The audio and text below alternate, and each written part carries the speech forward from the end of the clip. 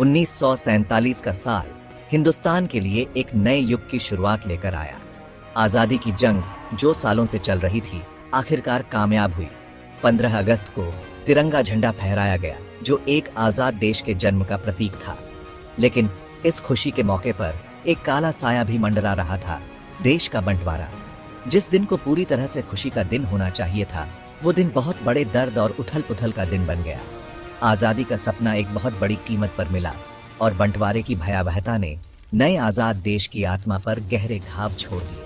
धर्म के आधार पर हुए इस बंटवारे ने मानव इतिहास के सबसे बड़े पलायन को जन्म दिया। लाखों लोग अपने पुश्तैनी घरों से उजड़ गए। उन्हें मजबूरन नई बनी सीमाओं को पार करना पड़ा और उन्हें नहीं पता था कि उनका भविष्य क्या होगा। विस्थापन के दर्द को अकल्पनीय हिंसा ने और बढ़ा दिया। पूरे देश में सांप्रदायिक दंगे भड़क उठे, जिनसे हर तरफ मौत और तबाही का मंजर छा गया।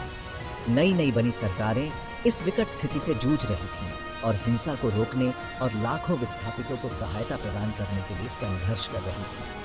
इस अराजकता और निराशा के बीच साहस और दृढ़ता की कहानियां भी सामने आई। आम लोग जिनकी जिंदगी बिखर चुकी थी, उन्होंने उल्लेखनीय धैर्य दिखाया। उन्होंने अपने पास मौजूद कम संसाधनों को भी अजनबियों के साथ बांटा, उन्हें सांत्वना और सहारा दिया। समुदाय एक साथ आए और अपनी जिंदगी को फिर से बनाने में जुट गए, एक एक ईंट, एक एक टुकड़ा जोड़कर। मानवता की भावना भले ही परखी गई, लेकिन बुझी नहीं। बंटवारे के निशान बहुत गहरे थे, जिन्होंने भारत और पाकिस्तान के लोगों के मन पर एक अमिट छाप छोड़ी। ये विभाजन की मानवीय कीमत का एक कठोर अनुस्मारक था, एक ऐसा सबक जो खून और आंसुओं में लिखा गया था। फिर भी इतनी बड़ी त्रासदी के बावजूद मानव भावना बनी रही और उसने अपनी असाधारण लचीलापन और उम्मीद की क्षमता का प्रदर्शन किया। बंटवारे ने एक अभूतपूर्व मानवीय संकट को जन्म दिया। लाखों लोग बेघर हो गए, उनकी जिंदगी रातों रात बदल गई। हिंदू, मुस्लिम और सिख, जो पीढ़ियों से साथ रहते थे, अचानक डर और अविश्वास के माहौल में फंस गए। नई बनी सीमाओं के पार का सफर खतरों से भरा था। रास्ते में ही कई लोग हिंसा या थकावट के शिकार हो गए। जो बच गए, उनके सामने अपनी जिंदगी नए सिरे से शुरू करने का कठिन काम था। जल्दबाजी में बनाए गए शरणार्थी शिविर, आश्रय, भोजन और चिकित्सा सहायता की तलाश में आए लोगों से खचाखच भरे हुए थे।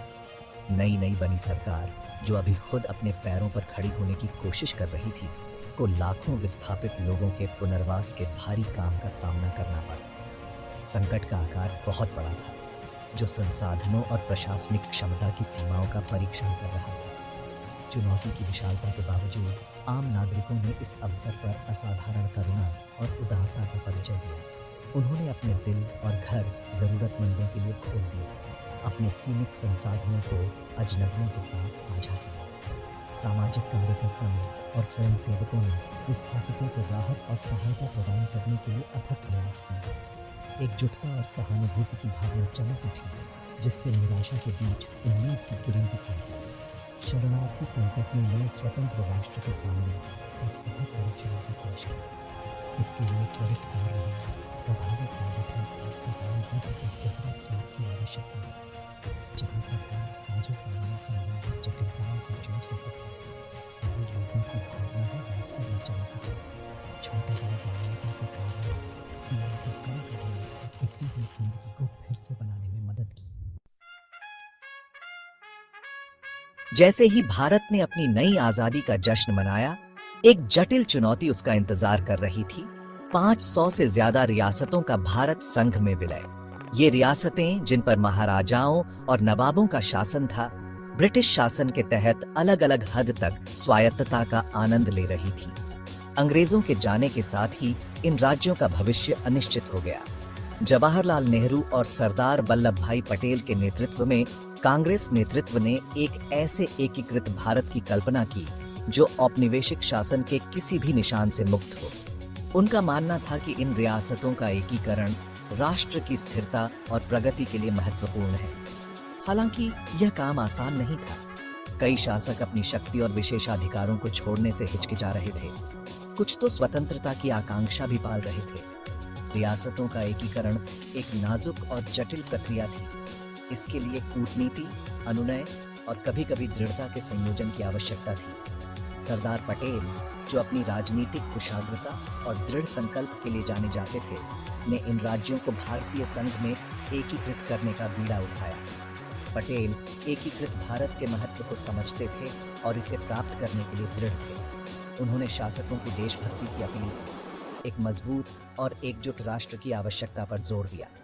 उन्होंने उन्हें प्रिवी पर्स और उनके व्यक्तिगत अधिकारों की गारंटी की पेशकश की, उन्हें नए भारत में एक सम्मानजनक स्थान का आश्वासन दिया। भाग 4, लौह पुरुष का संकल्प, पटेल और एकीकरण गाथा। सरदार पटेल, जिन्हें अक्सर भारत के लौह पुरुष के रूप में जाना जाता है, ने रियासतों के एकीकरण में महत्वपूर्ण भूमिका निभाई। उनका अटूट दृढ़ संकल्प उनके चतुर राजनीतिक युद्धाभ्यास के साथ मिलकर एक खंडित राष्ट्र को एकजुट करने में महत्वपूर्ण साबित हुआ। पटेल इस क्षण के ऐतिहासिक महत्व और एकीकृत भारत की आवश्यकता को समझते थे। पटेल का दृष्टिकोण दृढ़ता और कूटनीति का मिश्रण था। जहां उन्होंने भारतीय संघ के भीतर शासकों को एक सम्मानजनक पद का आश्वासन दिया, वहीं उन्होंने यह भी स्पष्ट कर दिया कि परिग्रहण पर बातचीत नहीं हो सकती है। उन्होंने अपने लक्ष्य को प्राप्त करने के लिए अनुनय, राजनीतिक दबाव और कुछ मामलों में सैन्य कार्रवाई की धमकी के संयोजन का उपयोग किया। उनके प्रयासों में वीपी मेनन ने सहायता की, जो एक कुशल प्रशासक थे जिन्होंने प्रक्रिया को सुविधाजनक बनाने के लिए पर्दे के पीछे अथक प्रयास किया। एक एक करके रियासतें भारत में मिलने लगी। कुछ शासकों ने बदलते राजनीतिक परिदृश्य को पहचानते हुए संघ में शामिल होने के लिए आसानी से सहमति दे दी। अन्य पटेल के तर्कों और अपनी प्रजा की भारी भावना से प्रभावित होकर अंततः उनके पीछे हो गए। हालांकि कुछ लोग पीछे हट गए, विशेष रूप से जूनागढ़, हैदराबाद और कश्मीर के राज्य, जिन्होंने अनूठी चुनौतियां पेश की। चातुर्य, कूटनीति और अटूट संकल्प के संयोजन के माध्यम से पटेल ने अधिकांश रियासतों को भारतीय संघ में सफलतापूर्वक एकीकृत कर लिया। उनके प्रयासों ने सुनिश्चित किया कि भारत एक एकीकृत राष्ट्र के रूप में उभरे, जो उपनिवेशवाद के वेस्टेजेस से मुक्त हो। इस महत्वपूर्ण अवधि के दौरान राष्ट्रीय नेताओं ने उनके योगदान में उन्हें आधुनिक भारत के निर्माताओं में स्थान दिलाया। भाग 5, आर्थिक पुनर्निर्माण, टुकड़ों को उठाना। बंटवारे ने भारत की अर्थव्यवस्था को भारी झटका दिया। संसाधनों, उद्योगों और बुनियादी ढांचे के विभाजन ने नए स्वतंत्र राष्ट्र के लिए भारी चुनौतियां खड़ी कर दी। लोगों के बड़े पैमाने पर विस्थापन ने स्थिति को और बढ़ा दिया, कृषि उत्पादन को बाधित किया और पहले से ही दुर्लभ संसाधनों पर दबाव डाला। प्रधानमंत्री जवाहरलाल नेहरू के नेतृत्व वाली सरकार को अर्थव्यवस्था के पुनर्निर्माण और लाखों लोगों की जरूरतों को पूरा करने के कठिन काम का सामना करना पड़ा। नेहरू ने एक आधुनिक औद्योगिक भारत की कल्पना की, जो गरीबी और असमानता से मुक्त हो। उनका मानना था कि तेजी